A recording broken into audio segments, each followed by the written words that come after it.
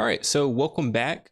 Today in this video, we're going to be continuing our Civil FE exam review by going through another topic that's going to be covered in the structural engineering section, which is deflection of statically determinant beams, trusses, and frames. So if you haven't checked out the first video that I made on analysis of statically determinant beams, then definitely check out that one. And I also have videos on every single topic that's covered. So definitely watch those as well. So, all right, so let's dive into this practice problem. Number 1 says calculate the maximum deflection at the free end of a cantilever beam with a length of 5 meters and a point load of 8 kilonewtons applied at the free end. Modulus of elasticity is 200,000 megapascals. Inertia is 0.00045 meters to the fourth. Okay. So let's start out by writing the information that we are given for this question. So we are given the length of beam, all right, which is 5 meters. We were also given that it is a cantilever beam, right? And then we're also given the point load. Point load and the moment of inertia. And elasticity.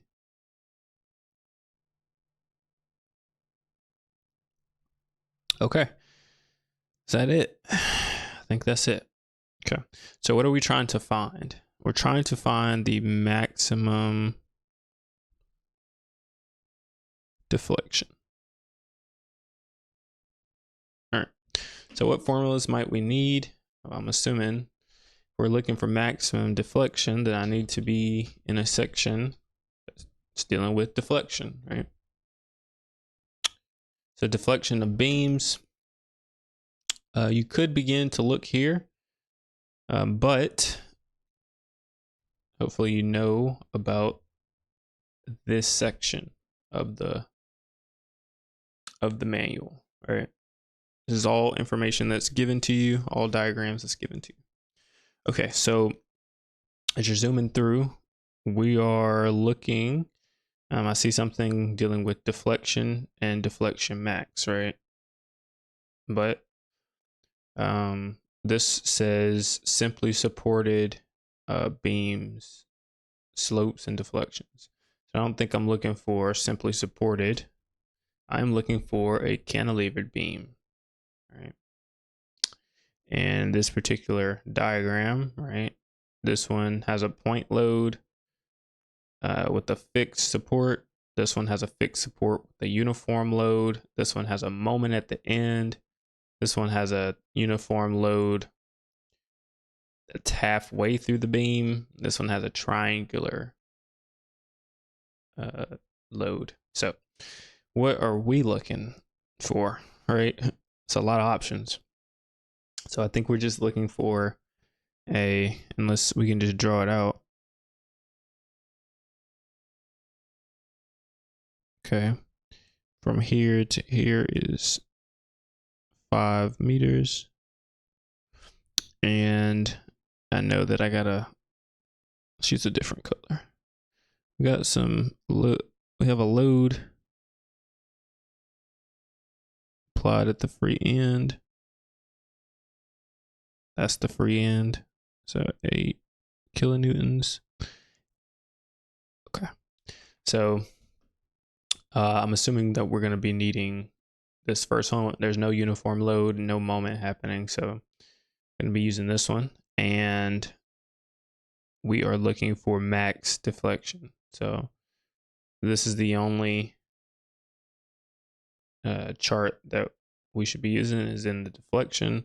There's also if they ask for elastic curve or maximum moment, then you can use those, or slope. If they're asking you for slope, this would be the chart for you to use.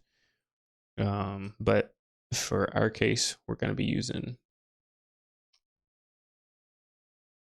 this section. Okay. So how do we start this? Well, we know that V max is equal to what? Well, it says V max is equal to negative P A squared, right? All over 6EI times 3L minus A. Okay. So how do we know these values? What's P? Well, P is the load. All right. So I'll just write out all the values that we need that will go into this equation, right? So V max is equal to question mark. We don't know that. All right. What about P? P is equal to, well, P on our diagram is going to be the loading. So I know that that's going to be my 8 kilonewtons, right? It's the point load. Okay, what about A? A is equal to, it's the distance from your fixed point to the point load. So what will A be? Well, what is this distance from the fixed point, from the fixed support to the point load? Well, that's 5 meters, right? And just something to throw at you, what would B be in this case? It's the distance from the point load to the end. So in this case, B would be 0, but we don't need B in this case, but just a question that, they could ask. Okay, so what is L? What is L? L is equal to the length of the beam, which is 5 meters. Okay, what is E? E is equal to 200,000 megapascals. Okay. What about I? I is equal to 0.00045 meters to the fourth. Okay. Anything else? I think we've written out everything, so now it's just time to plug and chug. All right. So one key thing to note is that 1 Pascal is equal to 1 Newton over meter squared. How do I know that? Well, if you don't trust me, just don't take me for my word, because maybe I'm lying, right? Could be lying. So I've kind of memorized this stuff, but this is why, if you ever get confused, the pascals is just one that you want to know, but you can always go to your unit conversions and then look for Pascal. And here, you can't see that. See if you can see it now. Here, 1 Pascal equals 1 Newton over meter squared. 1 Pascal equals 1 Newton meter squared. So that is in fact true according to this diagram or this chart. So that's why I use it. All right, which section was I in? I was in deflection. All right. So we'll go back to that chart. Okay. All right. So the reason why I say that's important is because you want all your units to cancel. And in order for them to be able to cancel, right, we're dealing with meters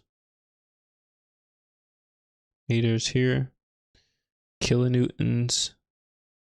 So dealing with meters, you're dealing with newtons, and then you're dealing with megapascals too. So to keep everything a little bit simpler, this is meters to the fourth, right?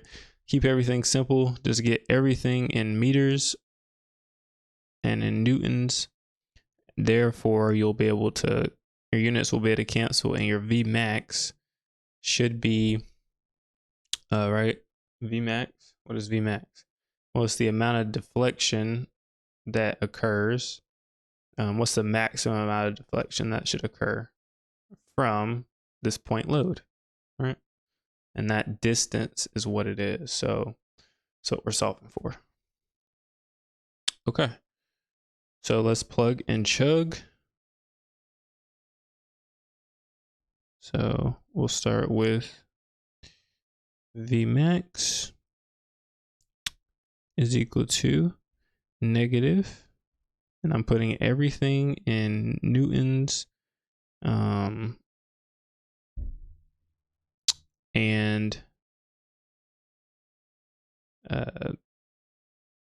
meters. So this is going to be minus 8 times 10 to the third. Why did I say times 10 to the third? Well, I have 8 kilonewtons and I need it in newtons. So 10 to the third newtons times my 5 meters. I'm going to square it, right? All divided by 6. Don't forget that 6 times E. What is E? Well, E is 200 megapascals, or 200,000 times 10 to the 6th pascals. So I just changed it from megapascals to pascals. And remember, 1 pascal equals 1 newton over meter squared. So that should help us out unit wise.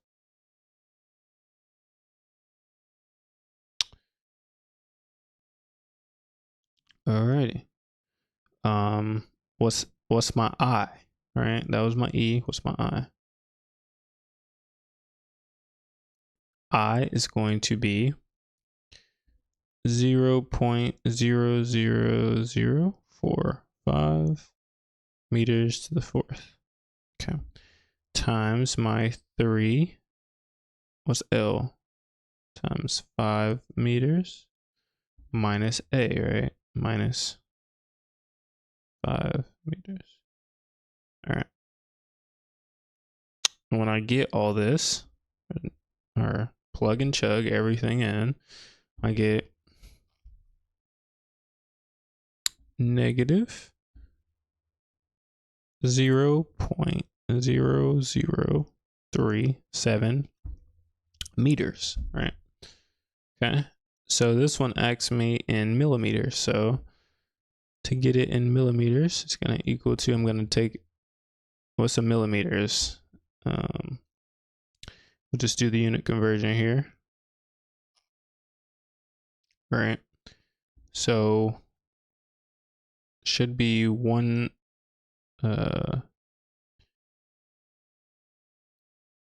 millimeter, or I'm not gonna try to, I just know it's times, I think it's times 10 to the third, right? Meters. So 1 millimeter is equal to 1 times 10 to the negative 3 meters. And so when we do that, we should get 3.7 millimeters. So that's our units. All right, so I get B for that. pretty straightforward. It's a matter of units.